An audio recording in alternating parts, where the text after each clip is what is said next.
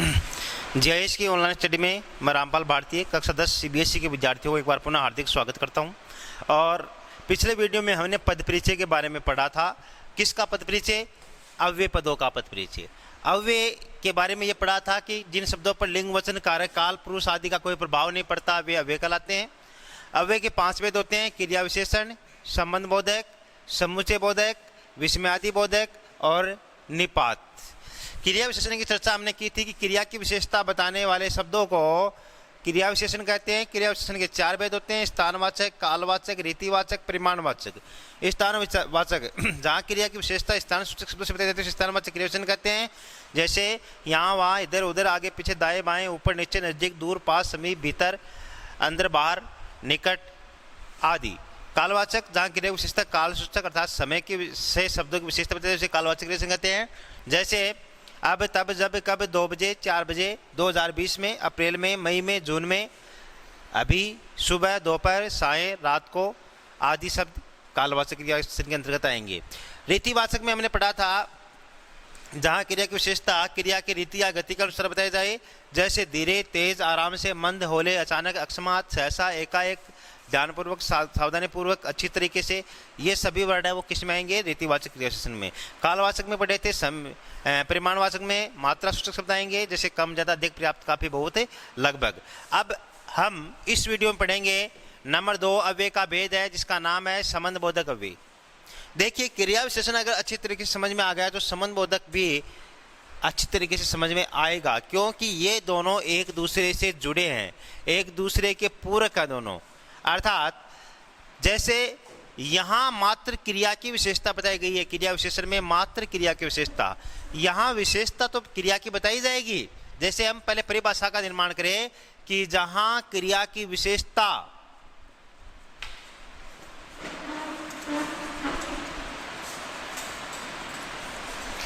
संज्ञा व सर्वनाम शब्दों के साथ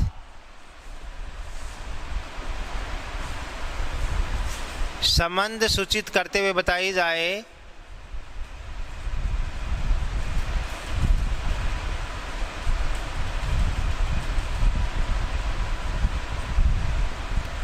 उसे संबंध बोधक अव्यय कहते हैं। जहाँ क्रिया की विशेषता संज्ञा व सर्वनाम शब्दों के साथ संबंध सूचित करते हुए बताई जाए उसे संबंध बोधक अव्यय कहते हैं। फॉर एग्जाम्पल हम क्रिया विशेषण का उदाहरण लिखते हैं। जैसे वह अंदर बैठा है, सेंटेंस है वह अंदर बैठा है, क्रिया विशेषण का शब्द है अंदर। अब इसका नहीं क्या बन जाएगा? स्थानवाचक क्रिया विशेषण। क्या बन जाएगा? स्थानवाचक क्रिया विशेषण। अब इस सेंटेंस को पढ़ते हैं तो क्या आप बता सकते हैं कि वह किसके अंदर बैठा है? अर्थात हम नहीं बता सकते, सिर्फ इतना ही लिखा है कि वह अंदर बैठा है। अब वो किसके अंदर बैठा है ये पता नहीं है, लेकिन संबंध बोधक अव्यय ये बताएगा अंदर है तो किसके, बाहर है तो किसके, ऊपर है तो किसके, नीचे है तो किसके, दाएं है तो किसके, बाएं है तो किसके। अर्थात संबंध सूचित किया जाएगा। ऊपर परिभाषा देखो, विशेषता तो किसकी बताई जाएगी? क्रिया की ही। जहां क्रिया की विशेषता किसके साथ? संज्ञा व सर्वनाम शब्दों के साथ बताई जाएगी। देखिए, वह कमरे के अंदर बैठा है,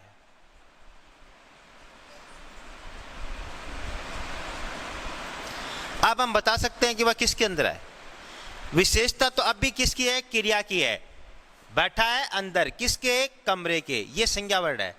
तो जहां क्रिया की विशेषता संज्ञा या सर्वनाम शब्द के साथ संबंध सूचित करते हुए बताई जाएगी, वहां अव्यय होगा संबंध बोधक अव्यय। अब एग्जाम में क्वेश्चन कैसे आएगा? एग्जाम में क्वेश्चन ऐसे आएगा, वो के अंदर कौन लाइन करेगा? एग्जामिनर के अंदर कौन लाइन करेगा और प्रश्न पूछेगा कि रेखांकित पद का पद परिचय होगा। स्थानवाचक क्रिया विशेषण संबंध बोधक अव्यय, परिमाणवाचक क्रिया विशेषण, और निपात, इस प्रकार से ऑप्शन आएंगे। तो इसका मतलब के अंदर है, साथ में के को लिया है, के अंदर, या वो पूरा भी दे सकता है। तो यहां पर क्रिया की विशेषता, क्रिया ये है, इसकी विशेषता संज्ञा या सर्वनाम शब्द के साथ संबंध सूचित करते बताया जाए, वहां पर संबंध बोधक के अव्यय होता है। जैसे मोहन बाएं बैठा है, सेंटेंस है मोहन बाएं बैठा है। अब पता है क्या मोहन किसके बाएं बैठा है? अर्थात नहीं पता है। तो नहीं पता है, इसका मतलब ये क्या है? स्थानवाचक क्रिया विशेषण है। अब सेंटेंस ये हो कि मोहन सोहन के बाएं बैठा है। अब देखो, बाएं से पहले सोहन वर्ड आ गया, सोहन संज्ञा का वर्ड है। के बाएं, के दाएं, के नीचे, के ऊपर, के से अधिक, से पास, ऐसे वर्ड आ जाएंगे तो वो ऑटोमेटिक क्या बन जाएगा? संबंध बोधक अव्यय बन जाएगा। यही अंतर है इसमें। जैसे अन्य उदाहरण अपन ले, वह पास बैठा है। पता है किसके पास बैठा है? नहीं पता है, लेकिन इसी को हम संबंध बोधक बनाएंगे, वह मेरे पास बैठा है, वह मेरे पास बैठा है। अब मेरे वर्ड है, वो सर्वनाम का शब्द है। किसका है? सर्वनाम का है। और ऊपर परिभाषा में साफ साफ लिखा है या तो संज्ञा या तो सर्वनाम। इसलिए जहां क्रिया की विशेषता, किसकी विशेषता? क्रिया की विशेषता संज्ञा व सर्वनाम शब्दों के साथ संबंध सूचित करते हुए बताई जाए, उसे संबंध बोधक अव्यय कहते हैं। और ये संज्ञा के वर्ड हैं, कमरा शब्द, सोहन शब्द, ये सर्वनाम का शब्द है। तो दूसरी यहां पर मैं आपको बता दूं, की अपेक्षा, की तुलना में, से अधिक, की और। जैसे सेंटेंस ये है कि वह इधर गया है, वह इधर गया है। अब पता गया इधर किधर गया है, और इधर का कोई अंत नहीं है। एक ये कहें कि वह बस स्टैंड की ओर गया है, वह बस स्टैंड की ओर गया है। तो बस स्टैंड की ओर क्या बन जाएगा? संबंध बोधक अव्यय बन जाएगा। की तुलना में, से अधिक, की अपेक्षा, की ओर, और के अंदर, के बाहर, के पास, ऐसे शब्द आएंगे क्रिया विशेषण शब्दों के साथ, तो वो संबंध बोधक अव्यय कहलाएगा। ये बात है संबंध बोधक की। नेक्स्ट हम पढ़ेंगे समुच्चय बोधक अव्यय।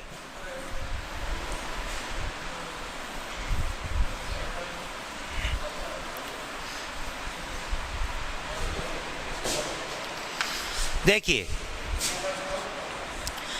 समुच्चय बोधक अव्यय परिभाषा का निर्माण करेंगे जहां दो वाक्यों, उपवाक्यों या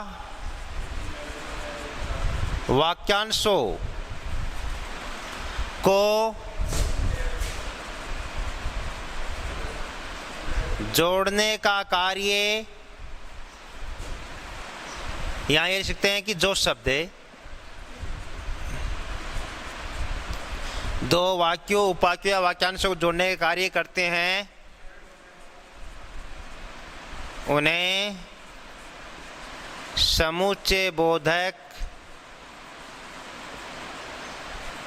अव्यय कहते हैं। देखिए, समुच्चय बोधक मतलब कनेक्टिव वर्ड्स है। ये इंग्लिश में क्या मान सकते हैं? दो सेंटेंस को जोड़ने के लिए जिन कनेक्टिव वर्ड्स का यूज किया जाता है उन्हें समुच्चय बोधक अव्यय कहते हैं। ये परिभाषा तो आपकी याद हो सकती है।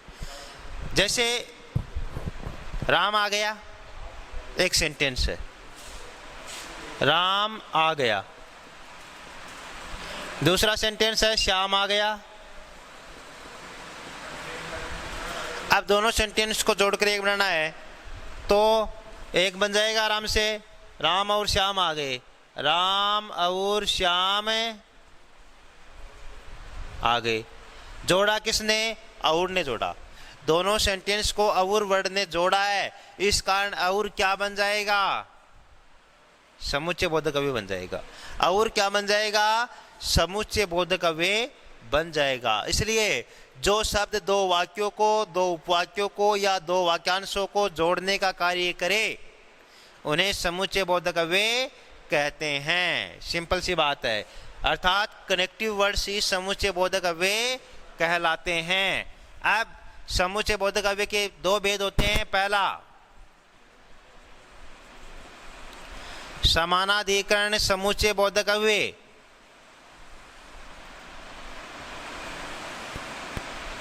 और दूसरा वेदीकरण समुच्चय बोधक अव्यय। पहला कौन सा? समानाधिकरण समुच्चय बोधक अव्यय और दूसरा वेदीकरण समुच्चय बोधक अव्यय। समानाधिकरण, जो अव्यय शब्द दो समान स्तर के वाक्यों या उपवाक्यों को जोड़ने का कार्य करते हैं। जो अव्यय शब्द दो समान स्तर के वाक्यों या उपवाक्यों को जोड़ते हैं वे समानाधिकरण समुच्चय बोधक अव्यय कहलाते हैं। फॉर एग्जाम्पल, जैसे और, तथा, एवं, वह, लेकिन, परंतु, पर, जबकि, मगर, बल्कि, अथवा, या, अतः,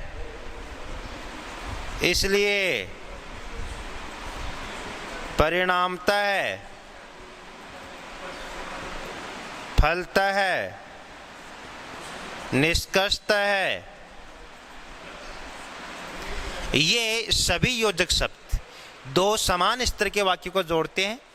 इस कारण समानाधिकरण समुच्चय बोधक अव्यय कहलाते हैं। और तथा, एवं, वह चारों एक दूसरे के पर्यायवाची हैं। और इंग्लिश की बात करें तो ये चारों किसका काम करते हैं? एंड का काम करते हैं। लेकिन, परंतु, पर, जबकि, मगर, बल्कि, और ये किसका काम करते हैं? बट का काम करते हैं। अथवा, या किसका काम करते हैं? और का काम करते हैं। और अतः, इसलिए, परिणामतः, निष्कर्षतः है, सो या दैट्स वाई का काम करते हैं। और इस कारण ये क्या कहलाते हैं? समुच्चय बोधक। ऐसे समानाधिकरण समुच्चय बोधक। ये याद करने हैं। अगर ये सेंटेंस को जोड़ें तो ये समानाधिकरण समुच्चय बोधक अव्यय कहलाते हैं। और ये कैसे सेंटेंस को जोड़ते हैं? ये हमेशा संयुक्त वाक्य को जोड़ते हैं। समानाधिकरण समुच्चय बोधक अव्यय के शब्द संयुक्त वाक्यों को जोड़ने का कार्य करते हैं। और इन योजक शब्दों के दोनों तरफ का भाग, दोनों तरफ का सेंटेंस प्रधान होते हैं। ये वाला भी प्रधान, इधर वाला भी प्रधान। अगर ये बीच में आ जाते हैं तो दोनों तरफ के वाक्य प्रधान होते हैं और ये संयुक्त वाक्य को जोड़ने का कार्य करते हैं। और अगर हमारे सिलेबस में 4 नंबर का वाक्य भी है रचना के आधार पर, अर्थात सीधी सी बात है कि ये योजक शब्द अगर वाक्य के बीच में हैं तो वे संयुक्त वाक्य के वाक्य कहलाएंगे। और इनके दोनों तरफ के पार्ट समान स्तर के वाक्य हैं, अर्थात दोनों ही वाक्य हैं अपनी जगह प्रधान है, तो ये समानाधिकरण समुच्चय बोधक अव्यय कहलाते हैं। नेक्स्ट, वेदीकरण समुच्चय बोधक अव्यय। वेदीकरण समुच्चय बोधक अव्यय वे कहलाते हैं जो दो असमान स्तर के वाक्य को जोड़ते हैं, जिसमें एक वाक्य प्रधान होता है, दूसरा वाक्य उस पर डिपेंड रहता है, आश्रित रहता है, निर्भर रहता है। तो दो असमान स्तर के वाक्य को जोड़ने कार्य करे उसे क्या कहेंगे? वेदीकरण समुच्चय बोधक अव्यय की श्रेणी में लेंगे। फॉर एग्जाम्पल, जैसे वेदीकरण समुच्चय बोधक अव्यय के शब्द हैं कि, क्योंकि, चूंकि, ताकि, इसलिए कि। ये तो की वाला पोर्शन हो गया। फिर जोड़े के साथ आएंगे कुछ, यद्यपि, तथापि, जो सो, जैसा वैसा, जिसका उसका, ज्यों त्यों, ये आएंगे जोड़े के साथ। यदि तो, अगर तो, ये जोड़े के साथ आएंगे, समझ गए। और अलावा इसके आएगा जहां, जिसे, जिनको, जिन्हें, तो ये वैदिकरण समुच्चय बोधक अव्यय के कहलाते हैं। ये सभी योजक शब्द मिश्र वाक्यों का निर्माण करते हैं। रचना के आधार पर किनका निर्माण करते हैं? मिश्र वाक्यों का। और इनके एक तरफ का पार्ट प्रधान होता है और दूसरी तरफ का पार्ट आश्रित होता है। जैसे इनके तुरंत बाद वाला वाक्य प्रधान होता है और इनके तुरंत बाद वाला वाक्य आश्रित उपवाक्य होता है। यदि तो, यद्यपि, तथापि, जो सो, जैसा वैसा, जिसका उसका, ज्यों त्यों आदि के तुरंत बाद वाला वाक्य हमेशा क्या होता है? आश्रित उपवाक्य होता है। ये इनके बाद वाला प्रधान, इनके बाद वाला आश्रित। और ये सभी वैदिकरण समुच्चय बोधक अव्यय के कहलाते हैं, जो दो या दो से अधिक वाक्यों, उपवाक्यों या वाक्यांशों को जोड़ने का कार्य करते हैं। उसके बाद विस्मयादि बोधक अव्यय। विस्मयादि बोधक अव्यय, विस्मयादि बोधक का निशान एक्सक्लेमेटरी का क्या होता है? ये होता है ये चिन्ह। अब परिभाषा कि जो अव्यय शब्द हर्ष, शोक, घृणा, आश्चर्य आदि मनोभावों को प्रकट करते हैं, उन्हें विस्मयादि बोधक अव्यय कहते हैं। इनके शब्द हैं अरे, वाह है, ओ है,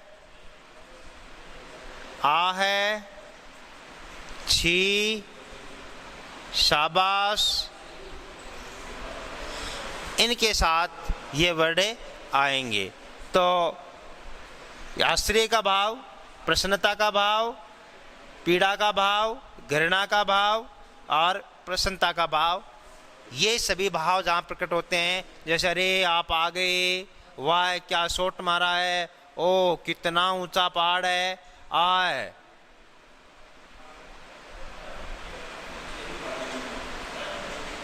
आज से सेंटेंस मिलेगा कितना दर्द हो रहा है, छी है, कितनी गंदगी है, शाबाश। इसी तरह पढ़ते रहो, इसी तरह सफल होते रहो। यहाँ पर ये विस्मयादि बोधक अव्यय कहलाएंगे। कुछ लिमिटेड वर्ड्स हैं, ज़्यादा है नहीं। हर्ष, शोक, घृणा, आश्चर्य आदि मनोभाव प्रकट जहाँ होते हैं वहाँ विस्मयादि बोधक अव्यय होता है। निपात, जिन अव्यय शब्दों द्वारा किसी शब्द विशेष पर बल या जोर प्रदान किया जाता है, बल या जोर प्रदान किया जाता है, उन्हें क्या कहते हैं? निपात अव्यय कहते हैं। फॉर एग्जाम्पल, जैसे ही, भी, तो, तक, मात्र, केवल, अवश्य, बिल्कुल, ये सभी निपात का काम करते हैं। ये किसी शब्द विशेष पर बल या जोर प्रदान करने का कार्य करते हैं। फॉर एग्जाम्पल, जैसे मैं मुंबई जाऊंगा, मैं मुंबई जाऊंगा, मुंबई नहीं जाएंगे, कोरोना ज़्यादा है वहाँ पर। हाँ, कहाँ चलेंगे? जयपुर भी नहीं जाएंगे, सीकर तक जाएंगे, वहाँ तक कम है। मैं सीकरे जाऊंगा। अब देखो, नॉर्मल बात है कि मैं सीकर जाऊंगा, लेकिन अगला ये कहे कि मैं सीकर ही जाऊंगा, तो यहां सीकर शब्द पर बल या जोर प्रदान किया गया है। अर्थात सीधी सीधी बात है कि सीकर से आगे किसी भी सूरत में जाएगा नहीं। तो मतलब ही में कौन सा है? निपात अव्यय। अब अगर इस ही को उठाकर यहां रख दे, जैसे मैं ही सीकर जाऊंगा, मतलब अब किसी दूसरे को नहीं ले जाएगा, अकेला ही जाएगा। मैं पर जोर प्रदान, अर्थात मैं पर बल प्रदान किया जा रहा है कि मैं ही सीकर जाऊंगा। अब इसको ऐसे भी हो जाता है, मैं भी सीकर जाऊंगा, मतलब कोई और भी जा रहा है और ये भी सीकर जाएगा। और अगर ये सेंटेंस ऐसे हो कि मैं सीकर भी जाऊंगा, मतलब झुंझुनू नौलगढ़ तो जाएगा, सीकर भी जाएगा। तो इस प्रकार से बल या जोर प्रदान किया जाता है किसी शब्द विशेष पर, तो वहाँ वो निपात अव्यय होता है। या मैं सीकर तो जाऊँगा, सीकर तो जाऊँगा, मतलब है अब चाहे कुछ भी कर लो रुकेगा नहीं, सीकर जाके मानेगा। सीकर पर क्या किया गया है? बल प्रदान किया गया है। जैसे मेरे पास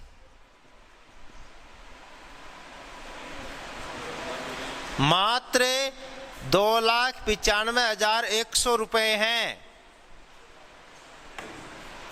मेरे पास मात्र 2,95,100 रुपए हैं, मतलब न तो 2,95,101 रुपए और न ही 2,95,099 रुपए हैं, अर्थात एग्जैक्ट राशि है इतने रुपए हैं। कभी कभी चेक पर लिखा था ना 10 करोड़ रुपए मात्र। अब आप ये मत समझना कि 10 करोड़ मात्र होते हैं यहाँ, हाँ वहां पर मात्र का काम क्यों कर रहे हैं? क्योंकि न तो 10 करोड़ एक, न 9,99,99,000, पूरे के पूरे 10 करोड़, इसलिए चेक पर क्या लिखा होता है? मात्र। तो कहने का अर्थ है कि ही, भी, तो, तक, मात्र, केवल, अवश्य, बिल्कुल आदि योजक शब्द जहां आ जाते हैं वहां अव्यय कौन सा होगा? निपात। काम क्या है इनका? किसी शब्द विशेष पर बल या जोर प्रदान करना, ये काम है। ये है अव्यय के बारे में सेकंड वीडियो, 9वां भाग संभवतः ये है। और हमने अव्यय के सभी वेदों की चर्चा कर ली है। एक वीडियो और आएगा जिसमें हम अव्यय के पद परिचय की चर्चा करेंगे और संपूर्ण जो पद परिचय के 9-10 वीडियो आए हैं उनका एक समरी का वीडियो आएगा अंत में। और आज के लिए बस इतना ही। उम्मीद करता हूं कि अच्छी तरीके से आपके समझ में आ गया होगा। जो ज़्यादा अभ्यास करेगा वो आगे निकलेगा, जो कम अभ्यास करेगा वो पीछे रहेगा। यही मंत्र है लैंग्वेज सब्जेक्ट का, इसलिए अभ्यास आपकी प्रमुख प्राथमिकता होनी चाहिए। धन्यवाद।